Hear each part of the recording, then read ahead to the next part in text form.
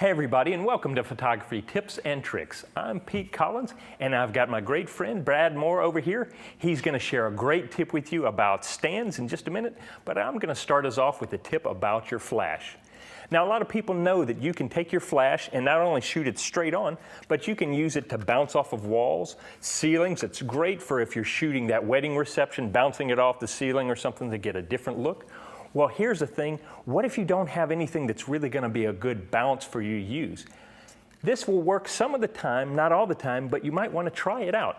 Take your camera, flip it upside down, and let the floor be your bounce. It'll look a little weird, and the people looking at you will go, hey, you got your camera upside down, but you can actually hold it upside down, look through the eyepiece, work it just like you would right side up, but you may be able to get some unique shots that you couldn't get any other way. So if in a pinch, try flipping your camera over and using it that way. Now that's a quick tip about your flash. We're going to come back. Brad's going to help us out, but right now we're going to go to a break. Hello, my name is Lindsay Adler, and I'm a portrait and fashion photographer based in New York.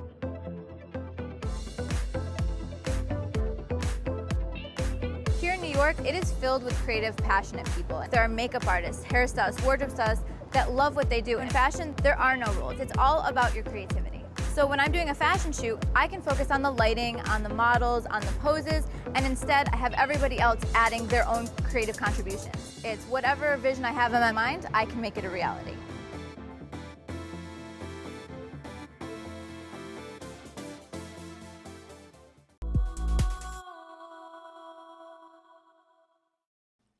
Okay, welcome back. Now we've got a great set of tips from Brad Moore, who is going to talk to us about light stands. Well, Pete, there are a lot of different types of light stands out there, and one of the big differences between light stands is some are air cushioned, some are not. The good thing about air cushioned stands is they're not going to drop quickly and possibly break your light by slamming down hard, where this might. But with a non-air cushion stand, you can use your hand as the air cushion or brake and just loosen your grip and let it go down at whatever speed you want it to, which can be helpful when you're moving quickly and you may not have time to wait on this to drop. Now, this is also a difference between this is a C stand and this is kind of a basic light stand. Most C stands are made out of kind of heavy-duty steel and therefore are more heavy, and this is made out of aluminum. It's a little more lightweight. Well, whenever you put a big softbox on either one of these, this one's going to be top heavy, where this one's not necessarily going to be as top heavy, and this is less likely to fall over. Where if this starts falling over, well, you also see the difference in the legs. So if you see the legs on the C stand kind of go straight out right here, so you can put a sandbag on and for even more weight to keep it from falling over, where the legs on this guy are more slanted, and if it starts to fall over, there's not really anything to keep the sandbag from falling off. Now, some basic stands, you can see there is enough space to put the sandbag in between the legs, but not all stands have that ability, because some of them are a little smaller, they don't have as much space there. So hopefully that helps you out when you're trying to find a light stand to buy. Now we've got a great tip from Bert Stephani on telling stories with your photographs. Welcome back, everybody, to G-Town TV. Now, I have somebody here that I want to introduce you to. His name is Bert Stephani, and he is a portrait photographer out of Belgium. Bert, what's going on, man? How you doing? I'm very good. And yeah, you? man, it's good to have you, man. It's good to have you here. Great to be in the temple of photography. So. Well, we appreciate it. It was really good. Now, he's being modest. He's being modest because we've been taking a look at his website. I don't want to spoil it for you. Bert, tell us a little bit about what it is that you do.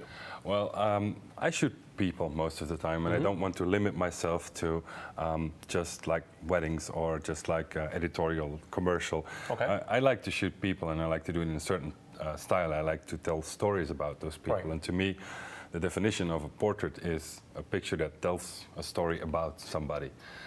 And that's what I'm trying to do, and whether it fits in commercial work or editorial or whatever, or personal work, I don't really care too much. This is what I do. I start from the storytelling, basically. But see, and now we started, but right before we actually picked this up, I was just like, all right, well, this is kind of what we're going to talk about. This is what we're going to do. But in just one sentence, you were able to kind of capture something that a lot of people miss when they talk about shooting people, taking pictures of people. It's the entire concept of portraiture.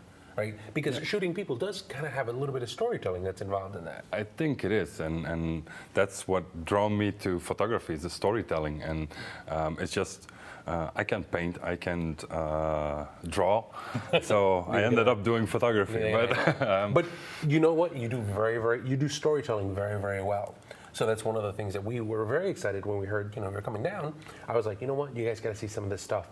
Now, talk to me. We're going to talk a little bit about that. But do you DSLR, mirrorless? I am moving towards way more mirrorless cameras. We'll talk about that some other time, which I thought was kind of crazy.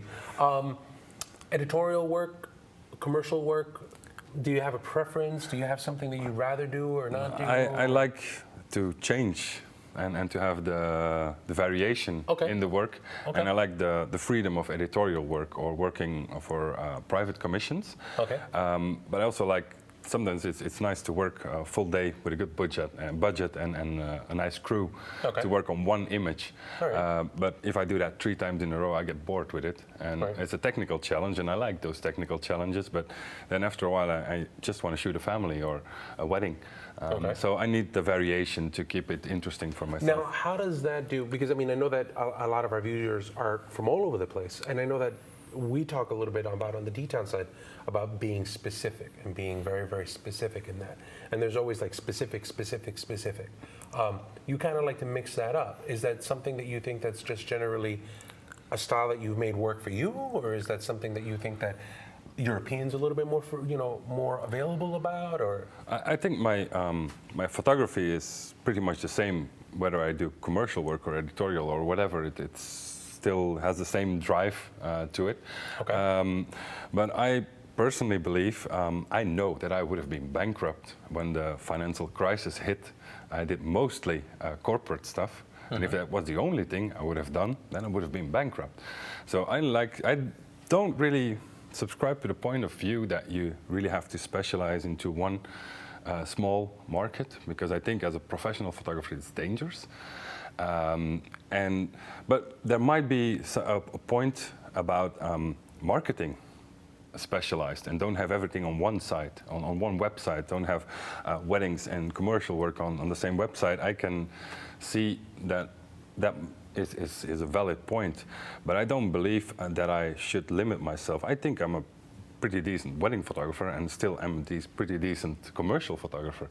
So I don't really subscribe to that specialization point of view, but I don't know how the market here in the US is. But see, I think that you made a very, very great point. Let's just take a look at a couple of the pictures here while we're doing this, because here inside of your portfolio on your site, so if I go here and we take a look at your portraits, right, so you have these portraits that are here. This is a beautiful shot. So you shoot square format, you crop to a square. You like squares? I kind of, it's like a periodical thing. Sometimes I like squares for a while and then I forget squares, and now I'm into a horizontal face. Dude, I love this. I love this shot. That was I think a cool it's such guy, a great shot. So what about this guy? Tell me about this guy. Well, this is basically personal work, and it was a video I did. I do these YouTube videos, and this video I did about working with guerrilla style with little equipment, and we basically did not plan anything, not even subjects. So we just went to the Belgian coast, and I saw this guy and just had to take this picture, because to me, he's,